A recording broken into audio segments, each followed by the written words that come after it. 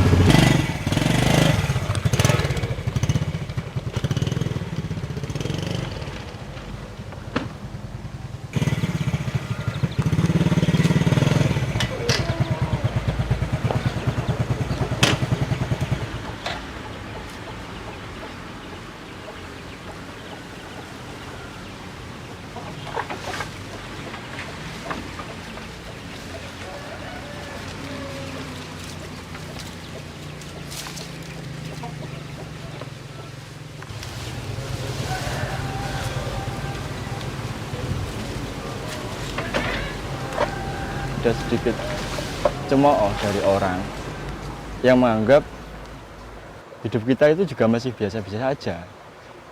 Kok sok-sokan bantu orang lain. Nah, akhirnya ya sedikit mengurangi rasa semangat kita, tapi dengan menguati niat kita baik, niatnya menolong dan nggak cari pamrih, ya kita tetap jalan.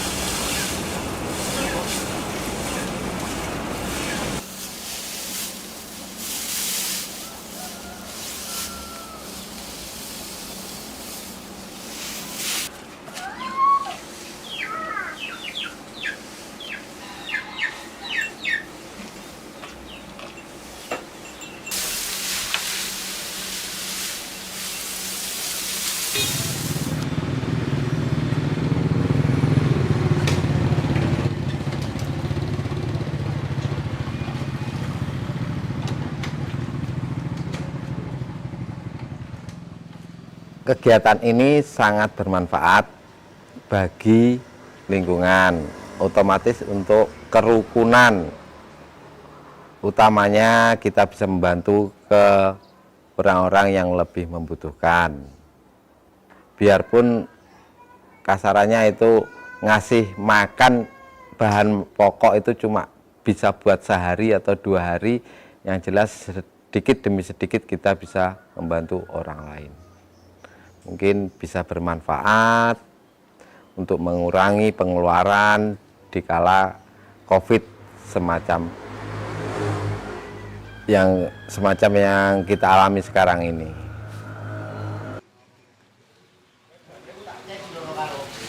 Dan, makasih.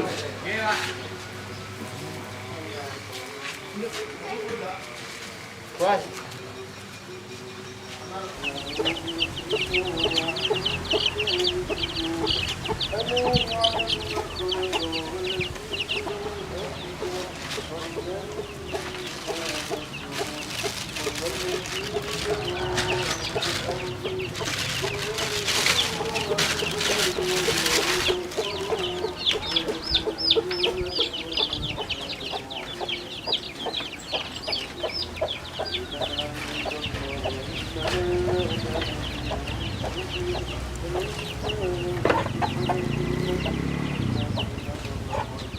Kalau bicara berbagi itu kemungkinan sulit orang untuk berbagi, karena ya enak nggak berbagi. Kalau boleh jujur, mendingan nggak berbagi daripada berbagi. Soalnya kepemilikan kita nggak berkurang. Tapi dengan berbagi, kalau kita berpikir lebih panjang, efek dari berbagi, dampak sosial dari berbagi, itu bisa menciptakan hubungan sosial yang lebih baik. Ya kalaupun awalnya kurang ikhlas, ya kita melatih diri untuk terus berbagi walaupun masih belum ikhlas, lama-lama kemungkinan bisa ikhlas. Tujuannya itu bahwa kita tergerak untuk melakukan kegiatan sosial itu karena masa pandemi corona yang banyak mengakibatkan banyak pekerja, banyak usaha-usaha orang yang menurun omsetnya, menurun penghasilannya, banyak karyawan dirumahkan, bahkan sampai di PHK. Akhirnya kita tergerak untuk membantu orang-orang itu.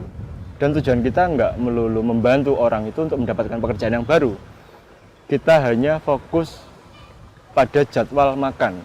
Jangan sampai kebutuhan mendasar orang itu gagal diupayakan. Ketika ada orang yang jadwal makan sehari 3 kali dan karena dampak pandemi mereka hanya mampu makan 2 kali, kita mencoba mensupport satu jadwal makan itu dengan membantu melimpahkan ke tetangga yang lebih mampu. Itu prinsip kita berawal, prinsip kita memulai kegiatan ini seperti itu. Ben, udah Ben. Ya. Biasanya ya.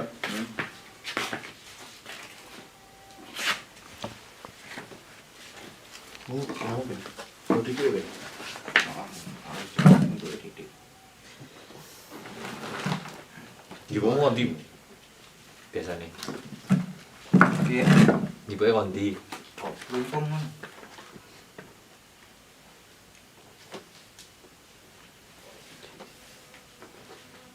Sing gede Ben Ben. Sini loro. Iso ya dulu isine loro. Ini gede sini loro biasanya. Ini seperti biasa, besok hari Jumat berarti kita beraksi lagi terkait dengan Jumat Berkah. Untuk evaluasi Jumat yang lalu bagaimana tentang pelaksanaannya, apakah ada kendala yang berarti, maksudnya mungkin ada beberapa hal yang harus ditambahkan terkait dengan penyediaan bahan pokoknya dan juga dengan sasaran yang kita antar langsung. Secara umum aja sudah cukup seperti itu, apa ada hal yang harus ditambahkan? Oke, secara keseluruhan cukup bagus sih. Terus masa yang datang juga udah mulai tambah dari desa sebelah ya banyak ya pendatangnya. Berarti yang memanfaatkan kan sudah tidak hanya di lingkungan sekitar, sudah mulai meluas. Berarti kan nanti perlu intinya kita petakan, manakala nanti kalau memang perlu bahannya ditambah ya ditambah. Kalau kuantiti kita perlu nambah terus.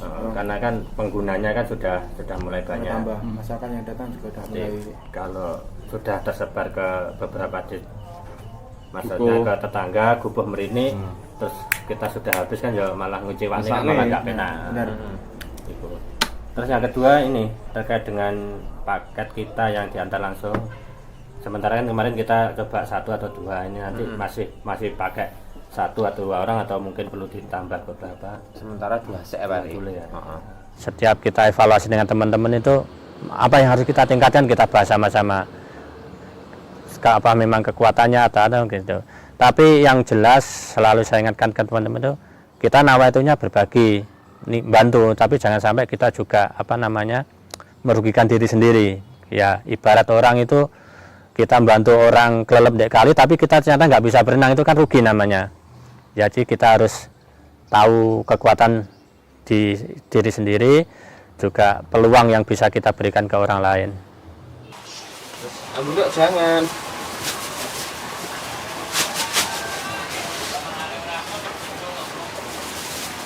Sini. Udah telah harus kakak dulu.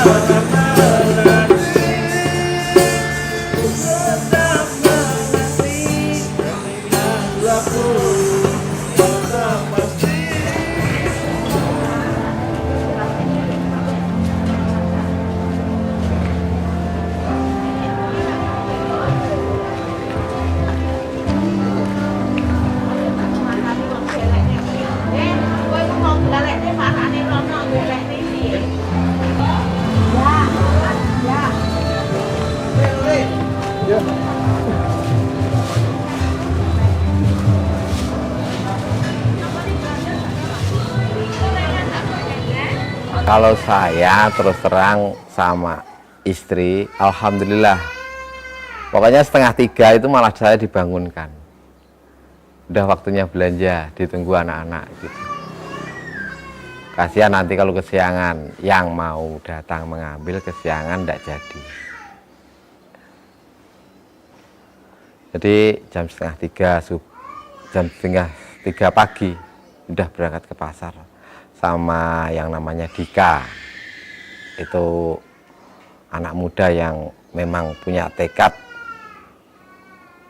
kemauan yang besar untuk memajukan ini kegiatan utamanya Jumat Berkah.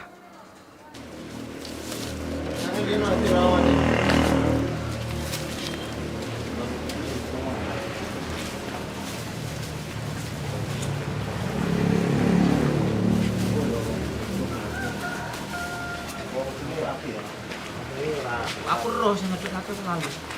Aku dong.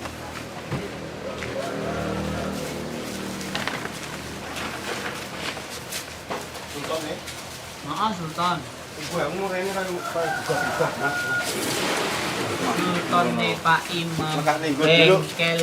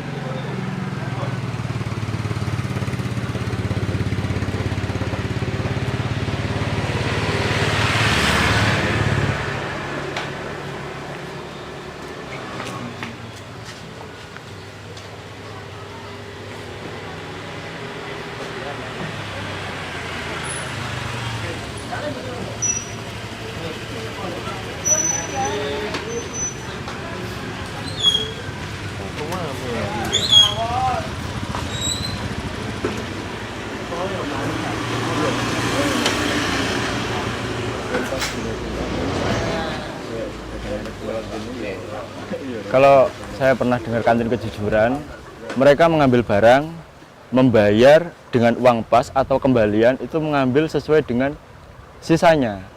Jadi mereka tetap membayar dengan harga yang tertera. Kalau kita, kegiatan Jumat Berkah itu awalnya dari modal kelompok, modal pemuda lokal, modal batik, hanya iuran 10.000, 5.000, 15.000. Itu terkumpul, kita belanjakan, terus kita bagikan. Sementara kalau ada orang yang mau berbagi secara langsung di TKP, itu bisa langsung ditempatkan. Ada juga yang habis mengasih, terus ngambil beberapa biji untuk dibawa pulang, itu juga ada. Dan kalaupun itu ada kotak amal, itu bukan maksud kita jualan. Tapi kotak amal itu diasumsikan ini adalah iuran sebelumnya. Jadi iuran untuk membeli sayur. Jadi iuran itu bebas, nggak terpatok harga, nggak terpatok berapa besarannya, bebas. Bahkan orang nggak ngasih pun nggak apa-apa. Kalau orang mau ngasih sumbangan, itu bukan artinya beli, tapi mereka ikut menyumbang untuk kegiatan berikutnya.